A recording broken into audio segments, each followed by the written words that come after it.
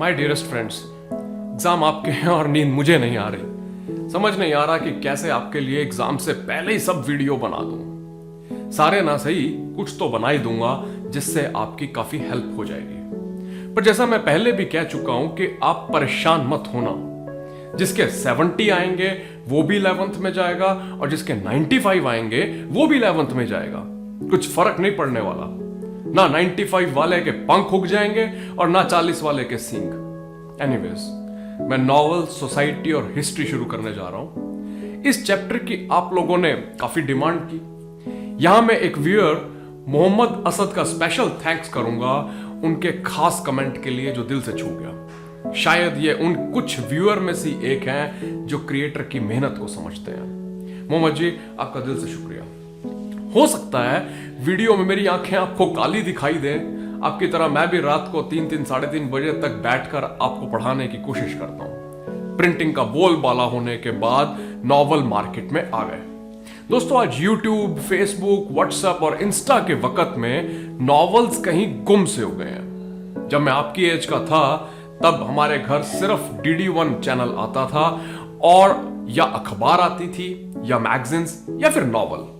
मेरे घर में मेरे डैड के कोई 300-400 नॉवल थे जिन्हें मैंने पढ़ा, और इतना पढ़ा कि कई बार तो कुटाई तक होती थी कि पढ़ाई छोड़कर नॉवल पढ़ने लग गया। एक्चुअली ऐसा होता था कि नॉवल पढ़ने वाले को खाने पीने सोने का कुछ होश ही नहीं रहता। यह सब के बारे में और डिटेल में मैं आगे बताऊंगा। दोस्तों, इस कोर्स में हम कवर करेंगे कि नॉवल क्या थे और कैसे लोगों में इतने लोकप्रिय हो गए, उसका अपने रीडर्स पर क्या इफेक्ट पड़ता था और कैसे नॉवल लिखे जाते थे, पब्लिशर्स को, ऑथर्स इसमें क्या मुनाफा कमाते थे, सीरियल नॉवल से कैसे प्रॉफिट होने लगा और उससे क्या बदलाव आए।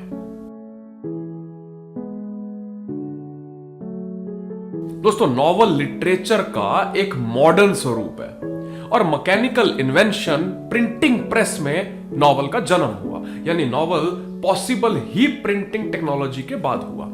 आपने पढ़ा होगा कि कैसे पहले मैन्युस्क्रिप्ट्स यानी ओरिजिनल कॉपियां हाथ से लिखी जाती थी, जो बहुत ही ज्यादा महंगी होती थी, तो कुछ ही लोग उन्हें पढ़ पाते थे। पर जब नॉवल प्रिंट होने लगे तो वो बहुत ज्यादा लोग पढ़ने लगे और इसलिए वो बहुत ज्यादा पॉपुलर भी हो गए। अब दोस्तों, वह समय था जब इंडस्ट्रियलाइजेशन हो रही थी, शहर फैल रहे थे और बड़े शहर छोटे शहरों और गांव देहात से इंप्रूव हो रही टेक्नोलॉजी से और प्रिंटेड मीडियम से जुड़ पा रहे थे। अलग अलग दायरों में बिखरे अलग अलग रीडर्स में नॉवेल्स ने कुछ कॉमन यानी साझे इंटरेस्ट पैदा कर दिए।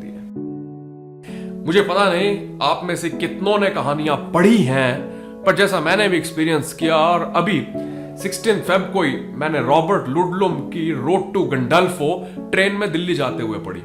जब तक खत्म नहीं होगी मैं सोया नहीं। मेरी तरह ही कितने नॉवल के रीडर्स कहानी में डूब जाते थे और उस कहानी के झूठ मूठ के कैरेक्टर्स को, किरदारों को खुद से रिलेट करने लगते।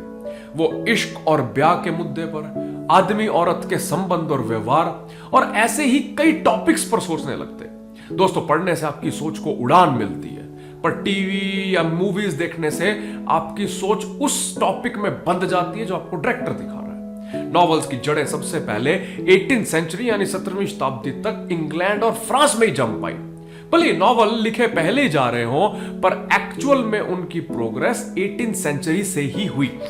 इनको पढ़ने वालों में लोअर मिडिल क्लास के लोग जैसे दुकानदार और क्लर्क यानी मुंशी तो थे ही, पर साथ साथ पुरानी अरिस्टोक्रेटिक और जेंटलमैनली यानी भद्र पुरुषों वाली क्लास भी थी। दोस्तों, अपना भारत जहां कास्ट यानी जाति में बटा हुआ था, वैसे ही पुराना यूरोप क्लास यानी वर्ग में बटा हुआ था। हालात वही थे। अब जब पढ़ने वालों की संख्या बढ़ने लगी तो दोस्तों नॉवेल्स की डिमांड भी बढ़ी। डिमांड बढ़ी तो मार्केट्स भी एक्सपैंड होने लगी। इससे नॉवल लिखने वालों की इनकम भी तो बढ़ने लगी। जैसे आपने प्रिंट कल्चर में पढ़ा होगा कि पहले अरिस्टोक्रेट क्लास के लोग अपने लिए ऑथर्स को लिखने के लिए कमीशन करते थे और उन्हें लिखने के लिए पेमेंट करते थे। तो लिखने का तरीका, कंटेंट वगैरह सब पर उस क्लास की नजर और मर्जी होती थी।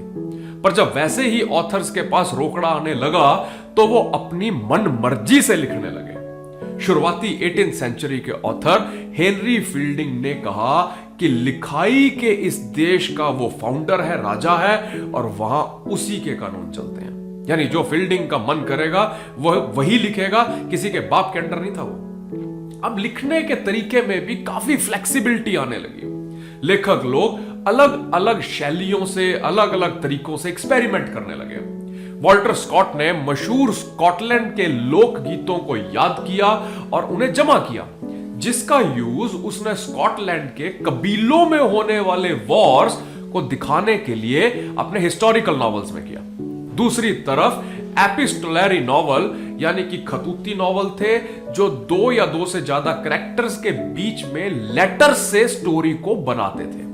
जैसे आपको दूसरे का व्हाट्सएप मैसेज पढ़ने में या मैसेंजर की चैट पढ़ने में बहुत रस आता है और पूरी कहानी भी पता चल जाती है, वैसे ही एपिस्टोलरी नॉवल थे। और दोस्तों, उस टाइम के यूरोप में दूसरों की बातें सुनना या किसी की लेटर पढ़ना बहुत स्कैंडलस माना जाता था, बैड मैनर्स माने जाते थे। पर वैसे अपन लोग तो रस्सी दूसरे का जानने में लेते हैं, चाहे पड़ोस की आंटी हो या स्कूल में दूसरे सेक्शन की कोई कहानी हो। एनीवेज, इसका बहुत अच्छा एग्जाम्पल 18th सेंचुरी में रिचर्डसन के नॉवल पामेला से मिलता है, जिसमें पूरी कहानी 2 लवर्स के बीच हुई लेटर्स के बातचीत से बनती है। इस नॉवल की हीरोइन के मन में क्या भाव चल रहे हैं, क्या उथल पुथल मची है, वो भी रीडर्स महसूस कर पाते हैं। दोस्तों, लकीली मैं उस जमाने का भी हूं जब दोस्ती, भाई बहन, माँ बाप का प्यार और आशिकी भी लेटर्स से होती थी। फोन करना बहुत महंगा पड़ता था और उसके लिए एसटीडी पीसीओ पर रात 8 बजे से रेट कम होने के इंतजार में लाइन लगानी पड़ती थी। मोबाइल क्या होता है मालूम भी नहीं था। इंस्टाग्राम, इंटरनेट, व्हाट्सएप कुछ नहीं था। भारतीय डाक सेवा का भी मेरी मैरिज में बहुत योगदान रहा, जब लेटर लिख उसके रिप्लाई की वेट की जाती थी और लेटर लेने के लिए यार दोस्तों को रिश्वत देनी पड़ती थी और लेटर पकड़े जाने पर गालियां भी खाई जाती थी। वो बात आज के हुकिंग और ब्रेकअप वाली जनरेशन महसूस नहीं कर सकती। दोस्तों, शुरुआत में गरीब आदमी इस नॉवेल्स की मार्केट से बाहर ही रहा, क्योंकि नॉवेल स्टार्टिंग में आपको बताया बहुत महंगे थे। हेनरी फील्डिंग का 1749 में छपा नॉवल टॉम जॉन्स 6 हिस्सों में छपा था और हर हिस्से की कीमत लगभग 3 शिलिंग थी। ये 3 शिलिंग किसी एक मजदूर की हफ्ते भर की इनकम होती थी। पर जल्द ही 1740 तक सर्कुलेटिंग लाइब्रेरीज आ गई, तो लोगों को बड़ी आसानी से किताबें मिलने लगी। दोस्तों, ये वो छोटी छोटी लाइब्रेरीज होती थी जो किराए पर किताबें देती थी। आज के जमाने में तो ये दिखती नहीं, पर मुझे याद है मेरे हिसार में एक वेद लाइब्रेरी होती थी, जिससे हम लोग भी 1 रुपए में 2 दिन के लिए कॉमिक्स किराए पर लेते थे। आज मैं अपने स्टूडेंट से पूछता हूं कि नॉवल छोड़ो, कॉमिक्स पढ़ी है, तो पूछते हैं सर कॉमिक्स क्या होती है। एनीवेज, टेक्नोलॉजी में इंप्रूवमेंट हुई तो प्रिंटिंग कॉस्ट कम होने लगी और किताबों के भाव में कमी आई। मार्केटिंग में भी नए नए तरीके अपनाए जाने लगे, तो सेल्स यानी किताबों की बिक्री भी ज्यादा होने लगी।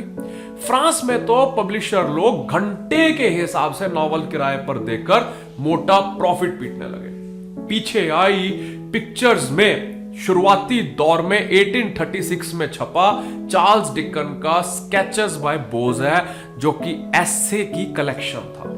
आपको मैंने मास प्रोडक्शन के बारे में पहले वीडियोस में बताया है, अगर नहीं मालूम तो आप ऊपर आए लिंक को क्लिक कर उसके बारे में भी जानें। तो दोस्तों, पहले पहल मास प्रोड्यूस की जाने वाली चीजों में नॉवल भी एक थे। दोस्तों, आपको मैंने बताया ही था कि नॉवल बहुत ज्यादा पॉपुलर हो गए थे। क्या कारण रहे उनके वायरल होने के? एक तो नॉवल जो इमेजिनरी दुनिया रीडर के मन में क्रिएट करते थे, वो बहुत एब्जॉर्बिंग और यकीन दिलाने वाली होती थी, असली लगती थी। रीडर उस दुनिया में इतना मशगूल यानी गुम हो जाता था कि उसे वो सब सच लगने लगता था। नॉवेल्स को पढ़ते हुए रीडर दूसरे व्यक्ति की दुनिया में पहुंच जाता था और नॉवेल्स में कैरेक्टर्स की जिंदगी और इमोशंस को खुद फील करने लगता था।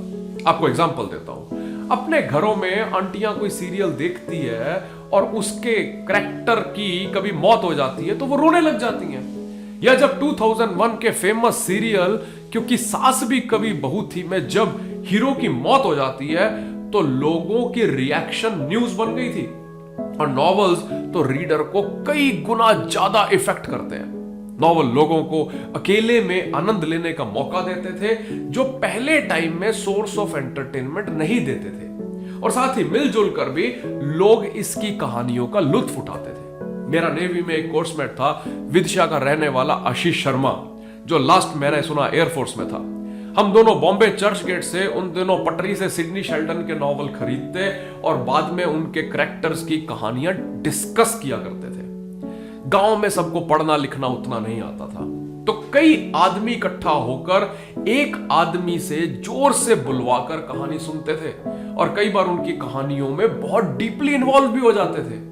एक बार इंग्लैंड के सलाऊ इलाके में कुछ गांव वाले रिचर्डसन के मशहूर नॉवल पामेला की कहानी सुन रहे थे।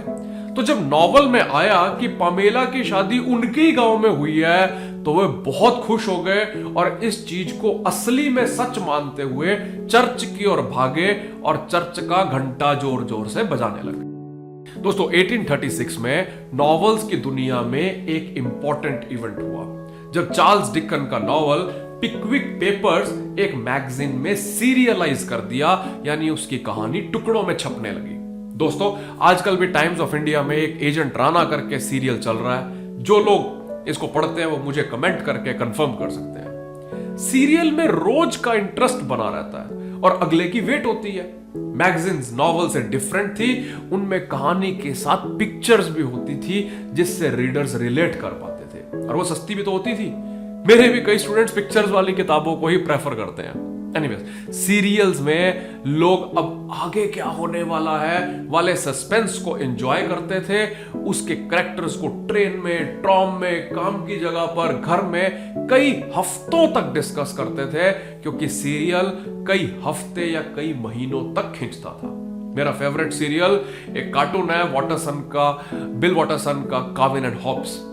दोस्तों, नॉवेल्स की दुनिया में क्या कुछ होता था, कहानियां कैसी होती थी, क्या रियल लाइफ का भी उन पर कुछ असर पड़ता था, चार्ल्स डिकन का लिखने का तरीका कैसा था, क्या नॉवेल्स सिटीज और रूरल समाज को जोड़ पाया, थॉमस हार्डी के नॉवल कैसे थे, और वर्नैकुलर का समाज पर क्या असर पड़ा, अगले वीडियो में डिस्कस करेंगे। इस कहानी को अगर आप इंजॉय कर रहे हैं तो आपके कमेंट्स और आपके सब्सक्राइब्स, आपके शेयर्स और आपकी मेरे साथ दोस्ती नए नए वीडियोस को क्रिएट करवाती रहेगी।